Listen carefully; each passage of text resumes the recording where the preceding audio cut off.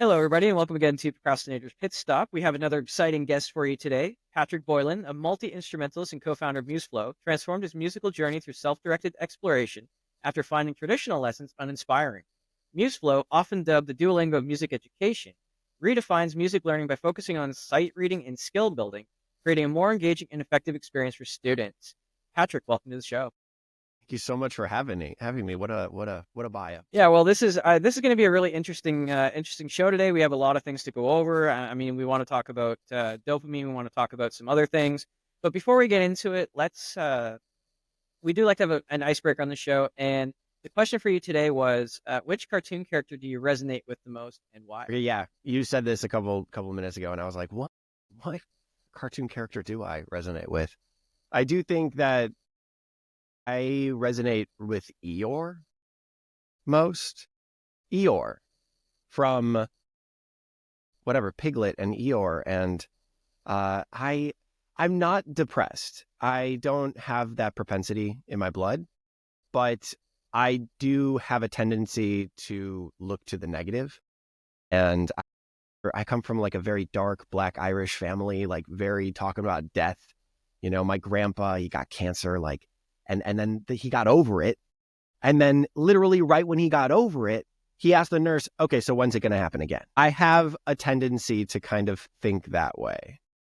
A good thing happens, and then I'm just like, okay, when's the next bad thing going to happen? I can't celebrate the wins. Well, you're not really alone in that. That's not something that's actually like broken or it's just it's actually a hangover from evolution because Hmm. again, back when we were cavemen and we were running around, all the negative things would likely kill you. So we Right. tended to hold on to those negative things and then think about those negative things so we could survive. Makes total sense. I mean, that is why humanity is so geared towards the negative, right? It's so hard for us to celebrate the wins. I do think that that is a general trend in humanity, unfortunately, so deeply, because it is an evolutionary trait, right? As you say. Exactly. So, that sounds like a whole other show. Yeah, But right. we'll get into it. Someday we'll get into it. So, Patrick, why don't you give us a little bit of information on your journey and sort of how you got to be where you are today? Yeah, I started off as an actor out here in LA, came out here right after college. I got representation right away. I spent about 5 years doing that. And then I got really depressed. I gave myself 5 years. I was like, I'm going to really hit the pavement running, and I'm going to do my best. And so I tried, and I did some movies. I did some TV shows. I did a bunch of stuff. I was a series regular on the show. I did a lot of stuff, right? And I was really happy about it, but it wasn't sustaining me creatively, and I wasn't feeling fulfilled. The gaps between projects were too big. So I actually still had to have a day job. I had to be a server. And so I ended up getting really depressed after 5 years. And my girlfriend at the time, wife now, she said, why don't you go play piano? You've been playing piano your entire life. And I'm like, okay, I don't want to do it. It's like too close to my heart. I don't want to like bastardize the love for this hobby that I have. And she's like, Pat, you're an actor. You wear your heart on your sleeve. Go play piano. What are you doing? Just try it if you don't like it. And she's like going on this tirade about it. And I'm like, okay, Wesley, I will. No problem. Don't stop yelling at me. And so I did. And by golly, 3 months later, I had my first gig. It was an accompaniment gig after school at an after school program for musical theater. I then got a background jazz gig over at a steakhouse up in Encino. I got another background jazz gig down at the Grove at Maggiano's. And then I got my piano bar, Tramp Stamp Grannies. I was singing and playing there. I've been playing and singing there for the past 6 years. And so that was the kind of moment where I was like, I can quit my serving job. I have all these gigs. So here I am playing piano and singing. And during the day, I'm building this music education app that's all about flow and overcoming procrastination and dopamine hits. And, we're trying to reinvent music education here from the ground up. And we're using flow state as the kind of base model for it. So it's really cool, very creative. I'm having a great time doing it with some friends. So yeah, that's my life. Well, thank you for sharing. Very interesting sort of twisting path there. But it sounds like you landed in a place that you like, which that's the first step for sure. So Yeah. why don't you tell us a little bit about, like, you've had a lot of success, obviously, and that doesn't come without its own set of unique challenges often. What do you think was the biggest challenge that you had to overcome? I mean, honestly, this is why I wanted to come and chat with you on this podcast, because it was my own procrastination. It was I got diagnosed with ADHD recently, 4 years ago. And I don't think that I would have been able to pivot into piano, and I narrate audiobooks on occasion. I like those. I don't think I would have been able to set up the systems that were necessary for me to be able to transition into piano as successfully as I have right now, as well as build this app, build out Museflow. I don't think that I would be able to do that without Adderall and being diagnosed and being able to kind of grab those little dopamine hits where I can, because there's so many tasks that come with setting up systems, setting up your life in a whole new way, doing a solid pivot and doing something completely new. You have to set up so many things that you don't really want to do, like a website, like writing blog posts, like networking, like all these things that are just fairly boring for a creative that I don't want to do, that I could never focus on. It was my own, I was getting in my own way. And so I'm very, very thankful for my diagnosis. And I do think Adderall has helped a lot, but I'm not like proselytizing Adderall, but it just has worked for me, So that's the biggest thing that I've had to overcome, for sure. Okay. No, that makes a lot of sense, and it actually segues into what we were kind of talking about before. We were talking about procrastination when it comes to learning an instrument or learning music. You're saying that you yourself, you didn't really like those sort of cut and dry lessons. So, what was your vision for that, and how did that sort of come about? I started playing piano when I was 8 years old. I reached out. I asked my parents, hey, could I take lessons? Could I take some piano? We had a piano in our living room just sitting there, not being played. It was used in a bar a while ago during the 80s, and there were all these like cup stains on the sides, and it was very well used, and I loved it. It was just rustic, and it had the timbre of it was like nice and bright. It sounded great. I loved it. So I asked my parents, could I take piano lessons? And they're like, it's a lifelong hobby, right? And I say, yeah, I want to do it. And they're like, okay. So they got me into the traditional lessons where teacher comes over every Sunday and he gives me a new specific skill to learn, whether that's a new note or a new rhythm, a new time signature, whatever it may be, right? Gives me a new skill and then gives me one song or two, if you're lucky, to go home or to stay home and practice for that week. That's usually how we do it. That's the traditional way of teaching an instrument, teaching how to play an instrument. I found that to be very, very boring. I didn't like it. I got bored with having to repeat these boring songs over and over and over, the repetitiveness of it all. And I was only learning, I realized in retrospect, that one skill in that one specific context for that one specific song. I wasn't building these skills so that by the time I was playing really complex pieces after 8 years of lessons, I had to practice that much more to be able to get there because I wasn't building the skills all the way up to that point. That's what traditional lessons teach you, is how to practice. So I got super bored and frustrated with that. I was ready to quit. My teacher ended up retiring. No fault of my own. He just retired. I didn't, he didn't say, Pat, I'm going to retire. And then I found him, teaching other students. No, he literally retired. And so I ended up quitting piano for a little bit, but I missed it. And so I went back to the piano. Found my parents' sheet music that they had, a lot of musical theater pieces. And I opened it up and I found a little phrase that I really enjoyed. Took that little phrase, just played it a couple times, got it in my body, closed the sheet music. And then I improvised around that phrase, putting it in different musical contexts, putting in the right hand, the left hand, inverting it, transposing it, changing the time signature of it. I really fleshed it out in the multitude of contexts. And then I was done with that. I put it in so many contexts that I was done. I learned it. And I went back and I found more little snippets. And I just kept doing that over and over and over. Cut to college. I realized that when people started throwing music in front of me, because I just loved playing with my friends, I was the go-to pianist for a bunch of my friends who were in the musical theater department at Illinois State. And so I just just ended up playing for a bunch of my friends, I could play that music verbatim because I had seen those snippets, those core concepts of music. I ended up fleshing that out. That's what I ended up doing. I learned them outside of the context of songs. So I was able to replicate them whenever they presented themselves inside of songs. A different way of learning. I just added another step before learning songs. Anyway, so that's how I ended up teaching myself how to play piano. Yes, I had 8 years, but that kind of concept of taking the bite-sized pieces, the core concepts of music, and then putting it in a varied environment, a varied context, instead of just one song, that is the core of what Museflow does. So that's kind of where I'm at. And so, yeah, and now I'm a professional pianist, and I'm like, maybe there's something to this. Maybe people would like it. And it turns out people really do. So that's pretty cool.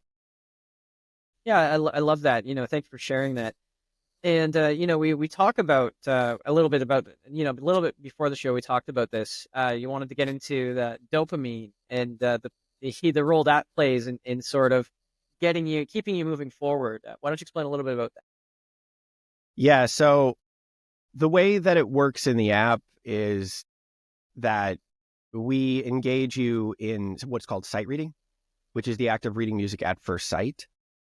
So instead of teaching you how to practice, we teach you how to read music at first sight.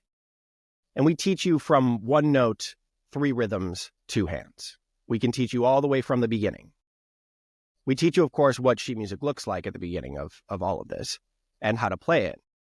But then we just let you go. We give you an infinite amount of music that never repeats. It's continuously generating and connecting together and flowing together so that you continue to play at a certain tempo, the goal tempo of that level.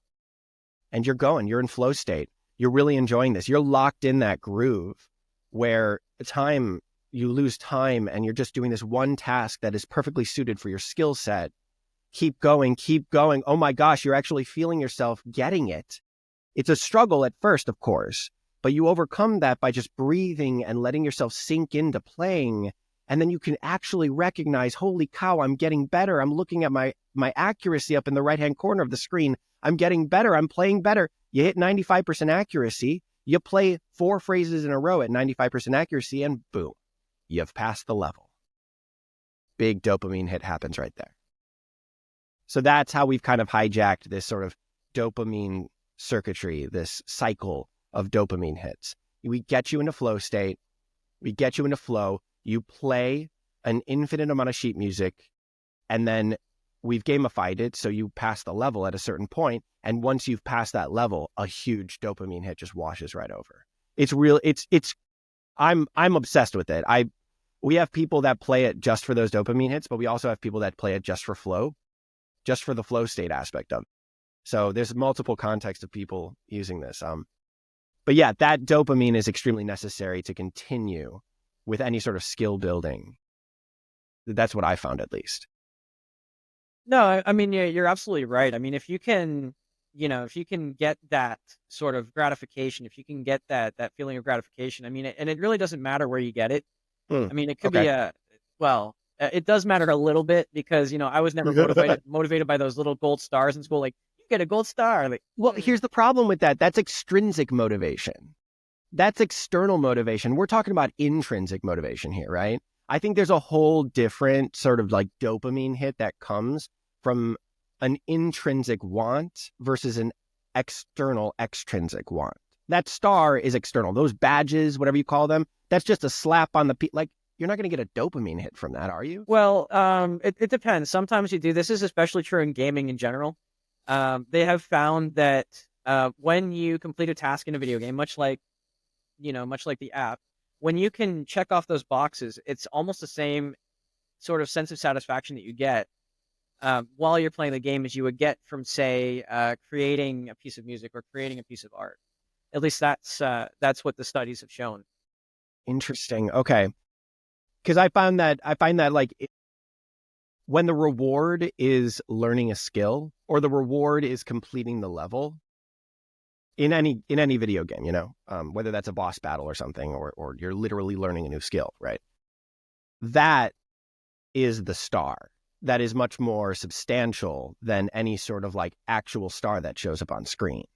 The idea that you've literally embodied and learned a new skill hits much deeper than any sort of star ever would. At least that's from my anecdotal experience. We haven't studied that too much, but well, I mean, what are your thoughts on that? No, it definitely does. It definitely does hit differently. So when you have a set of tasks, it is much more rewarding when a user actually doesn't quite know how to go about the task and they have to kind of figure it out.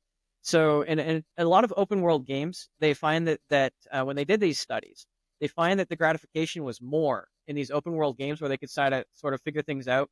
Now, when they had a list of things they had to do, where they had to collect a certain thing, build a certain thing, and they knew what to do, they still got that gratification, that dopamine hit.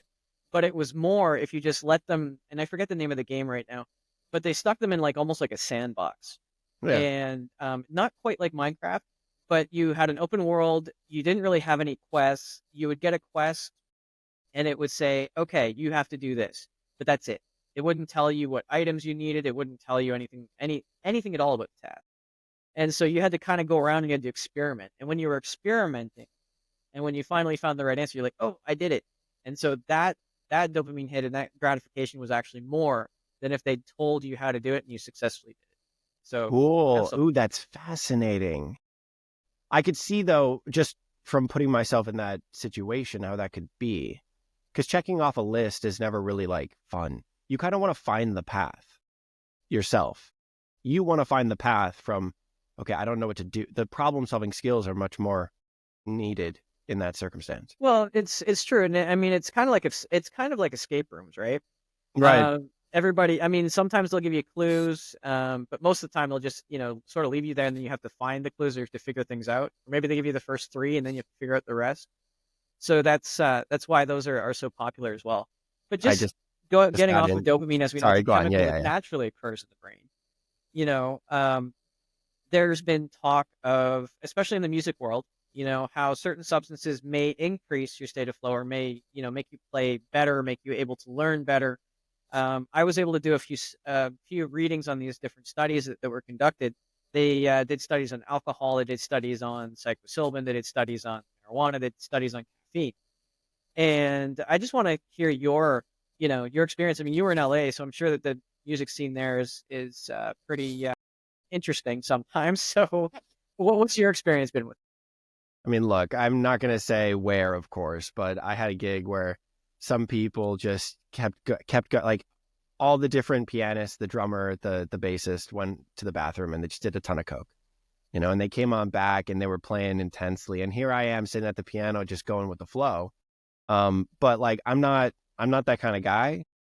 I've done it once. I've never really, I had an incredible night.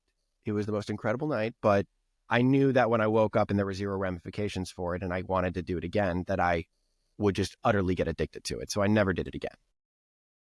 That being said, I have played piano when I'm high. I've played piano when I'm drunk. I've done those two.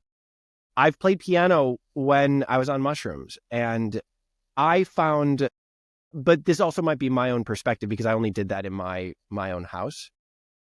I found that I was able to connect the dots between certain concepts and themes and notes just in general. I was able to improvise so much better when I was on shrooms. I cannot for the life of me play when I'm high, but so many people play when they're high and it blows my mind. I know they talk about it in terms of like it opens them up. It makes them less self-conscious. It allows them to connect with people when they're improvising together in a jam. But for me, I think I might just be a very technical player, that I think more of the technique than I think I probably should. If I didn't think so much about the technique of playing as I'm playing, then maybe there would be something there where I could actually connect with. But for me right now in my journey of playing music, I can't play when I'm high. Alcohol is a different story. That does loosen me up a little bit, but darn do I get sloppy. I get No, yeah, really, Yeah, I get really sloppy when I've had too many drinks. But at the same time, I'm usually at a club. I'm usually at Tramp Stamp and like I'm drinking with everybody else. People are buying me shots and like we're having a great time together getting drunk. Like that's a different story because like I'm getting sloppy, they're getting sloppy. We're playing Piano Man, singing to our top of our lungs. I go home hoarse at the end of the night. I had a great night, you know. But generally speaking, I like to stay as sober as possible because that for me is I'm able to find flow a lot better when I'm clear headed and just my ability to open up to the creative experience is just better and more profound when I'm sober personally. No, and I mean that is kind of the thing, especially when you're talking about pot too. This is still a relatively new area of investigation, but what it really does is it it depends on the dosage, right? So it either calms the mind or it opens the mind up, but it also depends on the structure of the brain. So I mean, ADHD plays a role because already ADHD is already kind of more opened up. So what happens is, Interesting. and so what happens is you're actually like tuning it down. Whereas for somebody who's at the opposite end, you know, I don't like using labels, but somebody who's at the opposite end, in a more traditional sense, again, I hate using labels, but I'm sure you get the gist. It will open them up because, it allows those pathways to kind of fire a little bit more quickly, even though it's ultimately slows it down. You've got that sort of that boost of creativity. It's kind of the same as when you're talking about nicotine. There's a Hmm. very, very short-lived sort of boost that you get with those neurons firing when you take those first like 7 or 8 hits of nicotine. It takes about like what 15 seconds to get through the bloodstream into the brain, and that's why you see a lot of artists. They smoke, they drink wine, they smoke, they drink coffee, they smoke, they do something. You know, Right. there is very little evidence to state that there is actually an intrinsic benefit to that, though. I mean, you feel it, Okay. Right. Totally. but there's Yeah. no like real hard concrete evidence that is shown that if you smoke a cigarette before you paint a painting, you're actually any better It's or so hard fast. because art is so qualitative that it's hard to kind of quantify. Are you better at it than if you're not? I mean, I think you can definitely qualify. Are you able to improvise with people better? I think that's a fairly qualitative exploration. But again, that's so hard to quantify because are you better at it is such a it's nonlinear, it's so amorphous. What is better in terms of art? Who quantifies that? Well, who quantifies that? I think there's a lot of people in LA in those different art galleries that might argue Well, with I you. mean, true, yeah. That's a good point. But again, that's based on what they like, not I mean, again, that's still quality in my opinion. That's qualifier, not a quantifier. Because the art director's opinion about a certain piece, it's going to differ from art director to art director, from gallery to gallery. Hmm. I have a really interesting story about that that actually goes back to my own procrastination and why I became a procrastination coach, actually. So back in high school, I had 2 years to do 12 art projects. And guess who did them all on the last day before they were due? And it was like a mock exhibition that we had to like present and explain and do all this stuff. We had to like have notes and everything. I had no notes. I had nothing. Let me I just had guess. the 12 pieces. And I said I Chris lost. Abdey. Chris Abdey did it on the last day. Yeah, I did it on the last day. And I got very lucky. Well, depending on how you look at it, right? Because what happened is I went there and my saving grace was the uh the proctor that came from another school because obviously if the art teacher, which I never went to a single art class, I skipped. Sorry, Miss Michael, if you're watching, listening, I definitely appreciate everything you did. I appreciate it was a pain in the ass, Yeah, but you know the score anyway, so this isn't a secret. yeah. And so what happened is he asked, he's like, he sits there and he says, "Wow, this is like really interesting. I love how you used like you didn't go too far out with using materials. I just found whatever's in the garage. These cans, bottles, construction tape, duct tape, spray paint. some styrofoam, everything lying around. It's like, and I love how you integrated like these aspects of pathetic art and things. I was like, wait a second, this is like an actual style. So while he's sitting Yeah. there, I'm like googling like what's pathetic art. It's like, okay, I got it. Oh, cool. Okay, and I just said, you're absolutely right. And I focused on pathetic art because, in our society, we're all striving for perfection. And, Wow, if look we're at all you. striving for perfection, that makes perfection the new mediocrity. Oh, snaps for that, sir. Wow. Yeah. And I have no idea how I came up with that at the time. And I thought for sure, I went into that thinking I was going to fail. Like, How old were I was you? like, How after I how did old that, were how no, old I were got an you? A plus. You got an A plus.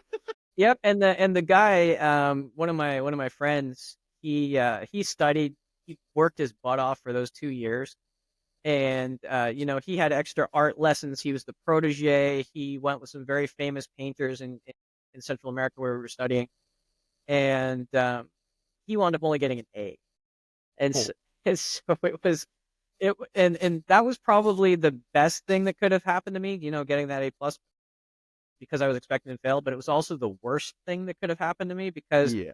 then I got this. I got a twofold, right? I got, oh, I can put things off to the last minute, and I'm such a genius that I can just bullshit my way out of it and just Oh, go yeah, through. totally. I mean, I know that it happens all the time in the creative field. People rely on their talent instead of hard work to really to try to do their thing, you know. I've unfortunately I've had a couple friends who are really, really talented, but they've not worked at continuously improving themselves and actually memorizing their lines. There was a sketch show that a friend of mine had, and a dude came on up there and did a really funny sketch, but he, like, on paper, it's hilarious. I had read it before and I'd seen it before and he had done it before. And I'm like, you need to memorize this because it's really relying on the fact that you're jumping between two different characters very fast. You have to have this locked in your head. And he's like, no, no, no, no, no. I'm just gonna do it. I'm just gonna do it and see what happens. I think I'm good enough to be able to do that. And I'm like, and so then I saw it performed in front of, 15, 20 people at this sketch show. And no, it fell flat because he was relying on his page. He forgot his lines. It didn't properly land. And then, of course, it got into his head. He didn't. It's a weird sort of self-fulfilling prophecy when that stuff happens because you do it, you fail, and then you get down on yourself. But you haven't tried your hardest. There's a weird thing that happens when you try your hardest and then you fail. You say to yourself, well, I did my best. But when you don't try your hardest and you still fail, you get down more because of that. It's something weird that happens. But anyway, a lot of people rely on talent instead of actually the hard work. And so here you are saying a perfect example of that. Yeah, I would state that there's a bit of a difference, and there actually is research that backs this up a little bit. So when you like what you said, if you are a creative person and you are talented at being creative and you are good at improv, then yes, by all means, you can go ahead. You can think of the game. It's called ad libbing, but the game was called Mad Libs. Okay, yeah. And yeah, so you can go up, and I bet if he didn't use that paper, he probably would have been okay. As long as he had just the general gist of the idea. The issue with that is that it's almost never repeatable, right? So if people are expecting the same show or the same piece of music. I don't imagine that. Well, I don't know much about the music industry, but I can't think off the top of my head of any major artist that has ever done pure improv music per se. No, there's always structure. Same with Yeah, like so actual like improv comedy. There's always structure. It's never just a complete utter free flow. Yeah, you got sections and you have to follow those sections, especially when you're working with people. yeah, so I mean, and I can't see any of the big ones like Led Zeppelin, Metallica, or Def Leppard, or classics, even Beethoven. Although Beethoven, I seem to remember something, and don't quote me on this because I didn't do very well in that class.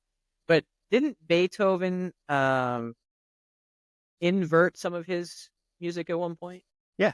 Yeah. That's a common thing when it came to Baroque and then Romanticism. You can take a section of the music and then completely flip it. And that is an interpolation on top of what you've already done. Yeah. It's a variation on it. Excellent. So just getting back to just getting back a little bit to procrastination because we got a little bit off there, Right, but right, yeah. that's fine. That's fine.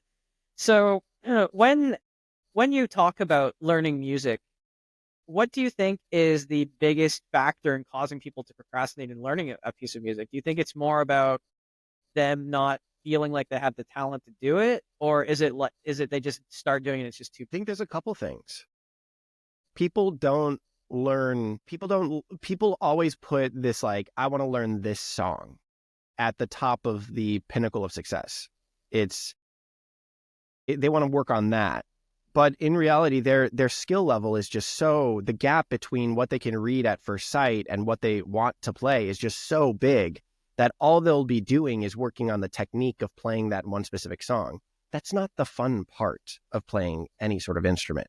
The fun part of playing an instrument is making decisions on the song that you're playing. You've got it down technically perfectly, right? You've perfected that technically. Now it's about, how do you want to play it? Why do you want to play it? What about the song speaks to you? And how do you want to express that thought through the music? So I think people are not thinking about the process here as well as I think we could. You need to be able to play things technically proficient, and you don't want to practice it to boredom. So you need to pick pieces that are easier. But I think we don't really think about that. How about we reframe skill building and learning how to play your instrument technically? How about we reframe that in a way that is really fun and engaging and flow state inducing and dopamine hits over and over and over? Again, that's what Museflow does, right? But we are learning songs in the wrong way. And I will also say one more point on learning songs. Perfection is so getting in the way of people playing any song that they want. I mess up constantly when I'm playing in front of people. Constantly. I just got to keep going, though, because everybody's singing along with me, and there's a crowd that I'm entertaining. So I have to keep the pace.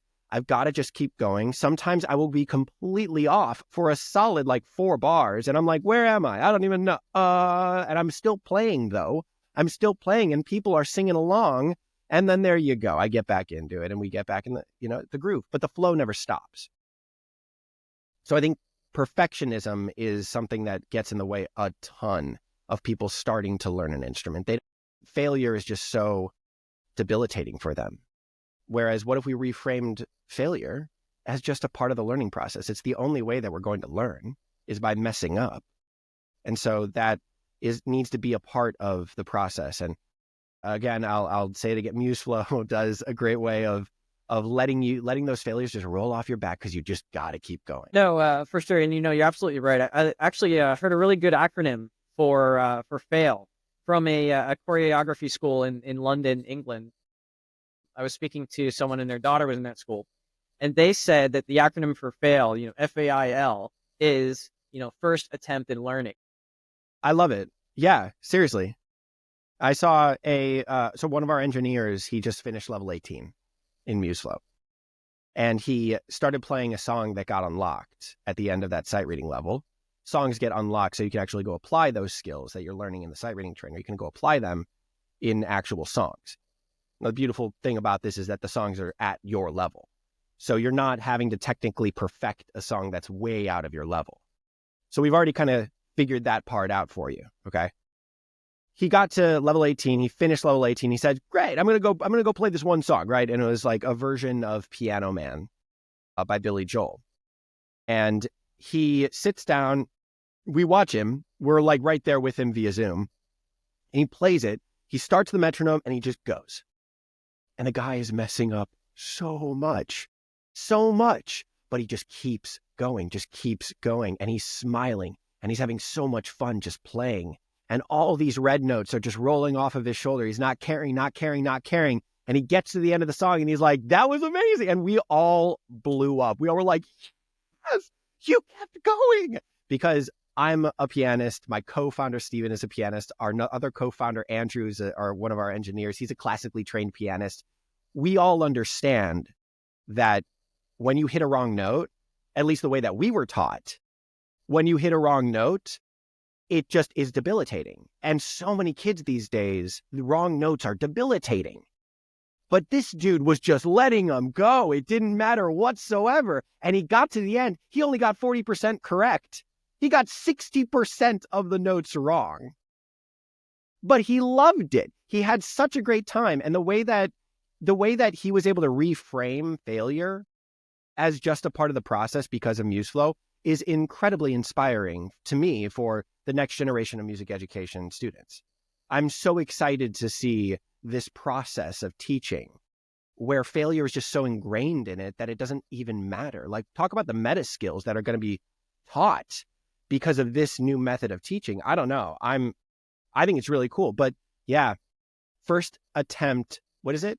First initial attempt in learning. First attempt in learning. Ain't that the truth, though?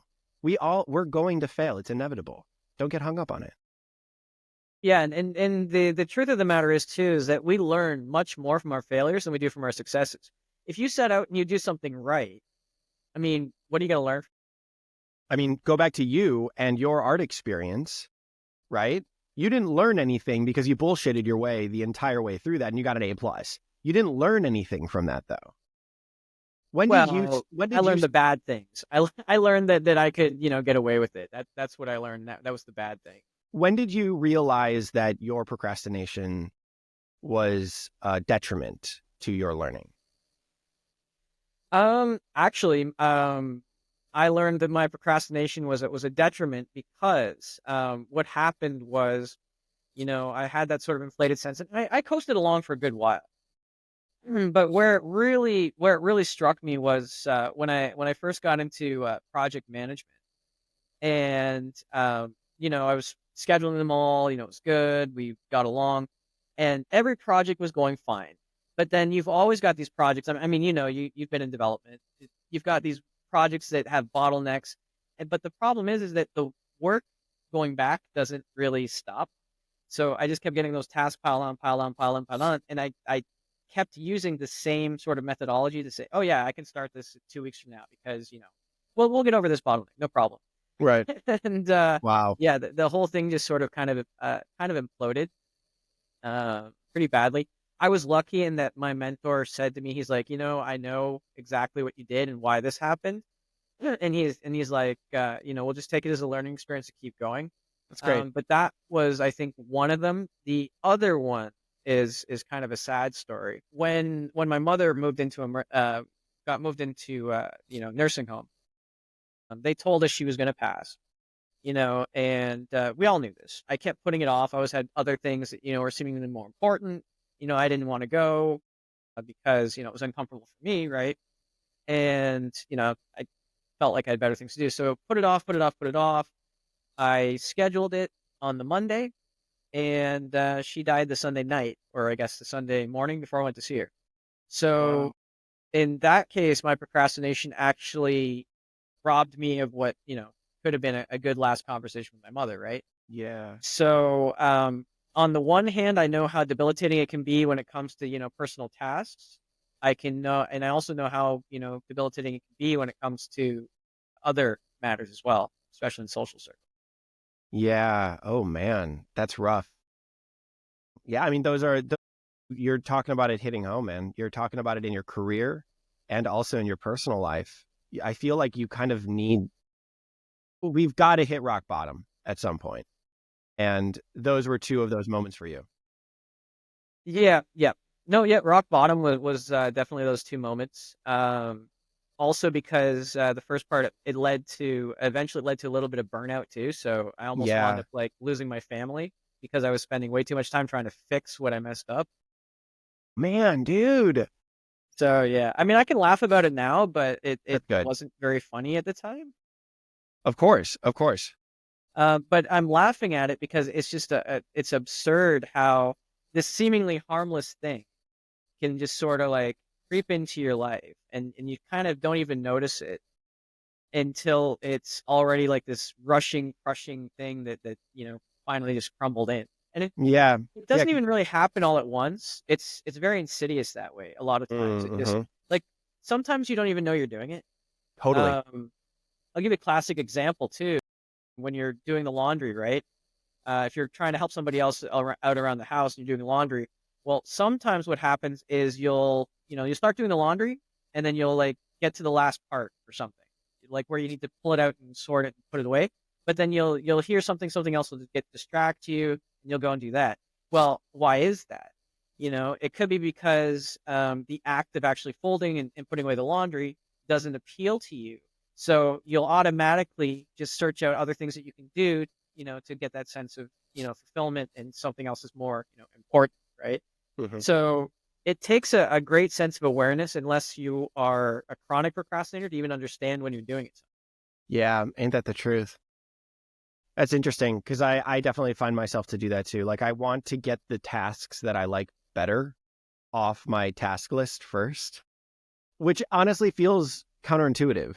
I should start doing the tasks that I don't want to do first and then move into the ones that I do want to do. But also at the same time, the ones that I do want to do will get me into flow better. And so then I can just keep going, just like keep checking off those things on the list. So when I get to the ones that I don't want to do, it may be easier. I don't know. What are your thoughts on that? It's actually a pretty complex process. Like when I work with people, when I first start working with people myself, when I start coaching them, the first 2 weeks are intense because you are waking up every morning, you're recording, you're writing out, what your energy levels are. How are you feeling energetically? Well, how much sleep did you get? What is your morning routine? When are you noticing your energy levels they're dropping? Mm, Are there certain tasks that are emotionally draining for you that you're putting right at the beginning of your day? Are you a morning person? So are you putting these tasks that are really taxing to you, either emotionally, physically, or mentally? Are you putting those at the beginning of your day and ruining the rest of your day? mm-hmm. Are you Right. you have to really understand your energizers, your drainers, and it's not always about doing what you want to do first, but it's also not about what doing's worse for you too. Because again, if you get into that and you drain yourself, then you have no energy to get else. So there are many different techniques, but what you're describing, and you want to do all the best ones first. There's a couple of different ways you can go about it. If it really doesn't matter when they have to be done, you can just sort of randomize it. Stick one in the hat, pick one out, and do it. Or Yes, you yeah. can do, you can do what they call the shit sandwich, right? You do Oh, something you yeah. like, Okay. you Yeah. sandwich something else you really don't like in there, and then you put an energizer right after. Yeah. Cool, cool, cool. Okay. Right. Right. Makes sense to me. Yeah. Interesting. Man, there's so many tactics for overcoming procrastination, and I don't necessarily have one that's worked for me. Though one thing that actually does, I will proselytize this to the rest to my day's end is break your tasks up into so tiny, so small of tasks so that you do get a little dopamine hit every time you check something off your list. Oh That's no, that's yeah. kind of key for me. Oh no, breaking tasks into smaller steps is definitely instrumental, and especially in those first stages. I actually coached somebody into getting their driver's license, and you know what their steps were? Their steps literally were: day one, they just couldn't get in. They couldn't do it. So day one, we had them go out. They open the door to the garage. Step one. Step two, they go down the stairs. Step three, they go to the car door. Step four, they open the door. Step five, they close the door and they're done for the day. Oh, wow. And then the next day they go on to the next step. So you sit in the seat. Now you sit there for 5 minutes. You sit there. Okay. So how is that feeling? You're good so far? Okay, good. Then you turn on the car. And then so no step is too small. I mean, I've had people say that they feel bad because they only manage to get one part done. Is it well, okay, well, why don't we break it down a little more? Because as you get those tasks done, you start to get a momentum going, right? Mhm. Because you check it off, and then like you said, you get that gratification, you get the dopamine hit. Okay, it's done. Not all tasks are created equal, but normally you do feel a little bit better, a little bit lighter getting that done, and then you can put that off. Another one that's been kind of interesting to me is the physical aspect. So I actually stole this from a fitness coach, and you know how I'm sure you've heard of it. They actually take, if you want to lose 25 pounds, they put 25 pounds in a bag and they wear it around all day. Oh, Well, what I interesting. did was I said, okay, go on Amazon, buy a set of weights, 1 gram to a kilogram or whatever, and stick those in a bag and assign your tasks for the day a weight. And every time you get one done, Fun, take one out of the bag. fun. And so Yeah, naturally, you're probably going to want to get those done as quickly as possible because you don't want to be hauling that around all day, right? fun. I never really thought about physically manifesting your tasks into something that you Well, don't want. well, this is especially effective when you cannot delegate because delegation is a very important part. So I do that more with like small business owners. So your task is, okay, do you know how to do this task? Okay, let's assign a weight of a pound to it. Now, are you going to carry that weight, that pound weight around with you all day? Which honestly, it drags on you. I I mean, mean, it a does. pound is a lot. Yeah.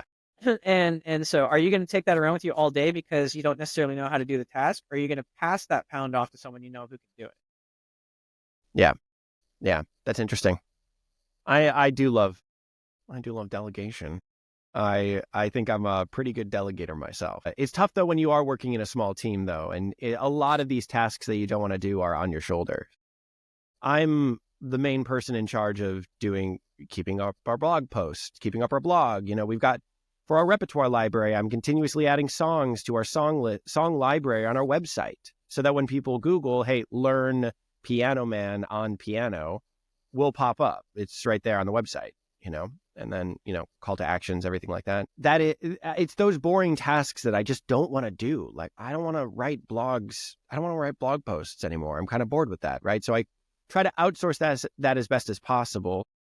But at the same time, I don't have the money to be able to pay somebody else to write these blog posts as much as we need. So I do have to do that. So I am going to comment on something here, and I got into this a lot in business development.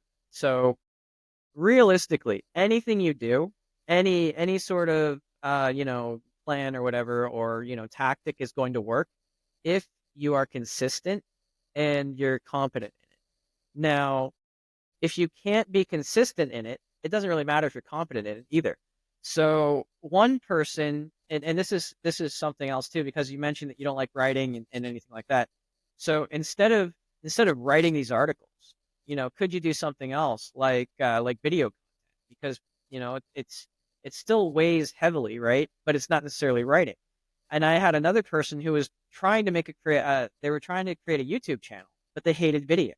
Like they hated being on camera. So they weren't having a lot of success. They were being stressed out about it. And I said, okay, well, what do you like? They like to write. Okay, well, write it. Well, video is more effective. It's only more effective if, you're consistent enough and you do it to the quality that it needs to be. And it's not impacting your personal life and slowing you down because those tasks, they just bog you down and they take Mm-hmm. longer and longer and longer. Right. But if you Mm-hmm. can get into a state of flow, if Yeah. you can find something that will help your business, that's an approved plan and will not only meet your goal but get you into that flow state. I mean, it's much like Museflow, I imagine, right? You get into that flow state, you just want to keep going. Yeah. So you can do content all day long. So I'm a big advocate of finding that spark and just going with it, no matter what it is. Because again, you tell a monkey to climb a tree because that's all monkeys climb trees. But you have a goldfish come along, you gonna tell it to climb the tree, or you gonna tell it to go swim in a pond? Yeah. Yeah. Yeah. That's cool. The irony that like I'm getting bogged down by these small tasks and not really finding flow because it's just like not what I want to do. And we're also creating a product that inherently gets you into flow state while learning an instrument. There's an irony there that I find utterly hilarious. But we do have like our engineers absolutely find flow creating the code for it. They love what they're doing, which is really cool. They have day jobs. They're doing their day job, which is all very boring. But when they come to Museflow, they love working on this task specifically. Half of them pitch themselves to us because they wanted to work on it. We're very lucky that way. Our other co-founder, Stephen Gizzy, he also he finds flow creating. He's working on some AI algorithms right now, and the guy's like, he's such a self-learner that he's learning how to write this code, and he's finding a lot of flow from that. And I'm like, that's really, really cool. I feel like I'm the only one that's not really finding flow in building this product with them. But I am here with you. I am loving conversations with a lot of people. I'm talking to our users. I'm having a really great time doing all of that. So there are elements of it that I find a ton of flow with. Well, and that's really the true key to kind of success and happiness is finding that flow. Well, Truly. we are kind of heading up to the top of the time here. It's been an awesome conversation. Do you think there's anything that, I should have asked but didn't ask, or anything that we should have covered but didn't cover today? No, I think let's just like kind of wrap it up in a way that I I believe that what we're building over at our company helps people overcome their procrastination by finding flow in the process of technically learning an instrument so that they can get to what is really fun about playing an instrument, which is making decisions on the pieces that you're playing. So I would love for you to try it. I would love for your audience to try it. I want to connect with anybody that's interested in trying it out. You can email me at patrick.boylan@museflow.ai. We have a discount code for your audience. It's procrastination 50. It gets you 50% off for life. So that will probably be active for the next, I'd say maybe 7 to 12 months at a very, non-conservative. It might even just be 3 to 5. We'll see. But it's for our first 100 or so users. We want to get your feedback. We want early adopters to be engaged with our product and like communicate with us what they want. We've done that already with a lot of our early adopters. So if you're interested in that process, especially when it comes to music education and being involved in the creation of a product like ours, we'd love to have you and we'd love to hear from you. So please reach out. I'm here for any and all conversation. Excellent. Well, you heard it here, folks. Please take advantage of that. Procrastination 50. We will, you don't need to worry about getting a pen and paper. We'll put that in the show notes as well as the contact information as well, so that you can learn more about Museflow and maybe learn to play that instrument. Once again, Patrick, thank you so much for being on the show, and to all our listeners, thank you for tuning in. And just remember, if you can't find that motivation or inspiration for yourself today, maybe just go out and be that motivation and inspiration for someone else. And we'll see you again next time.